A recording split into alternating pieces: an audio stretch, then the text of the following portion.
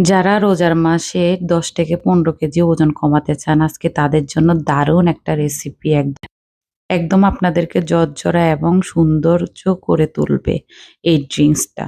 তো চলেন ড্রিংকসটা বানাই।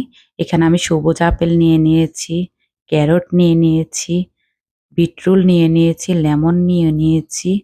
আর সবচাইতে ইম্পোর্টেন্ট ইনগ্রিডিয়েন্টস কাঁচা হলুদ আর অমলকি। অমলকিটা এখানে আমার স্কিপ হয়ে গেছে আর আদা ওটাও স্কিপ হয়ে গেছে। তো এই ২ টা জিনিস অবশ্যই আপনারা দিবেন। তো এই যে আমি ছোট, ছোট টুকরা করে একদম স্লাইস করে নিচ্ছি। এখন আমি ব্লেন্ডারে এটা ব্লেন্ড করে নেব। তো এই যে আমি ব্লেন্ডারে নিয়ে নিলাম সবকিছু। আর এই যে দেখেন আমি এখন ব্লেন্ড করে নিলাম। এরকম আসবে। অনেকে এরকমটাই রাখে কিন্তু আমি একটু ছেঁকে রাখবো। একটু ছেঁকে রাখলে মানে এটা পানির সাথে পরে মিশে যাবে, কোনো ঝামেলা নেই। তো এই যে আমি এখন ছেঁকে নিতেছি। এখন মানে ভালো করে ছেঁকে নিয়ে তারপরে আমি এটা রেডি করব। এই যে দেখেন একদম সবকিছু এখানে আছে। আর আমার হাতের অবস্থা দেখেন কেমন হয়ে আছে।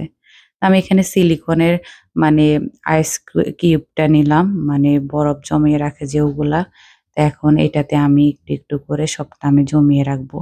এরকম করে রাখলে আপনারা প্রায় ২-৩ মাস ধরেও এটা খেতে পারবেন।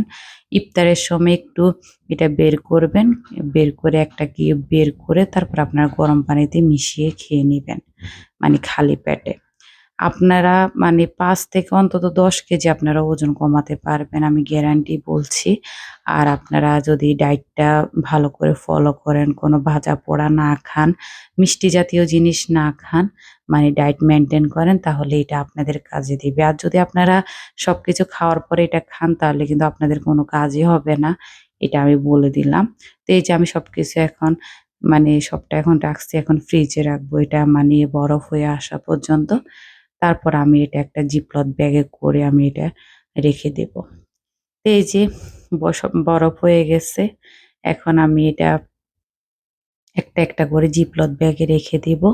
এটা ২-৩ মাস রাখা যায়। আমি রমজান মাসের জন্য অনেক বানিয়েছি। এগুলো আমার রমজান মাস শেষ হয়ে পরে আমি ইউজ করতে পারবো। আর কালারটা দেখেন এত সুন্দর আসছে। কিছুটা মনে হয় কলিজা, কলিজা এরকম মনে হয়, তাই না? এই যে দেখেন একটা টুকরা আপনাদেরকে উঠাইয়া দেখাই।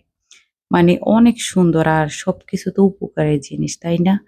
এই যে দেখেন কি সুন্দর এরকম একটা মানে টুকরা নিয়ে আপনি যদি গরম পানিতে মিশিয়ে খান তাহলে আর কি লাগে। আর অনেকে খালি, খালি খেতে পারেন না। আপনারা সাথে মধু মিক্স করেও খেতে পারেন। তাহলে আরো ভালো রেজাল্ট আসবে। আর মধু লাগে না অবশ্য যেহেতু মানে একটু মিষ্টি, মিষ্টি ফ্লেভার আছে এটাতে। এই যে এখন আমি জিপলক ব্যাগে করে রাখলাম। মানে অনেক দিনের জন্য এটা অনেকদিন থাকবে। আর আমার প্রতিবার মানে এত ঝামেলা করে বানাতে হবে না। তো এই যে আমি এখন আপনাদেরকে দেখাবো আমি কিভাবে বানাই। এখানে আমি গরম পানি নিয়ে নিয়েছি। তারপরে ১ টুকরা দিয়ে দিলাম। এই যে একটা টুকরা দিয়ে দিলাম। তা এখন এটা আস্তে, আস্তে ডিপ রোস্ট হতে থাকবে। তার এই যে দেখেন গলতেছে। আর সব একদম পুরা লাল হয়ে যাবে গ্লাসটা। তা আজ এ পর্যন্ত আল্লাহ হাফেজ।